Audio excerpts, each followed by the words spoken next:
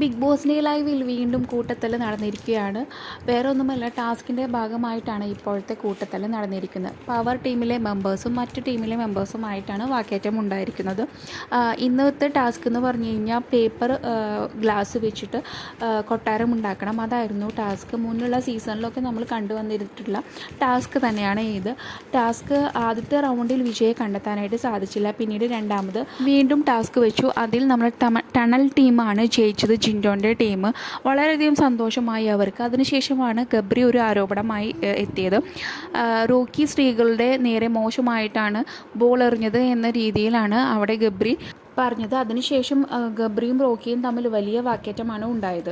സ്ത്രീകളുടെ ആസ്ഥാനത്തേക്ക് Rocky ball എറിഞ്ഞു എന്നാണ് പറഞ്ഞത്. വഴക്ക് നടക്കുന്നതിനിടയിൽ ബിഗ് ബോസ് പറയുന്നുണ്ടായിരുന്നു നിങ്ങൾ വഷളാക്കല്ലേ എന്ന്. പക്ഷെ അതൊന്നും കേൾക്കാതെ വീണ്ടും വഴക്കിട്ടപ്പോൾ ബിഗ് ബോസ് ഗബ്രീനെയും റോക്കിനെയും ജാസ്മിനെയും കൺഫഷൻ റൂമിലേക്ക് വിളിക്കുകയും ബിഗ്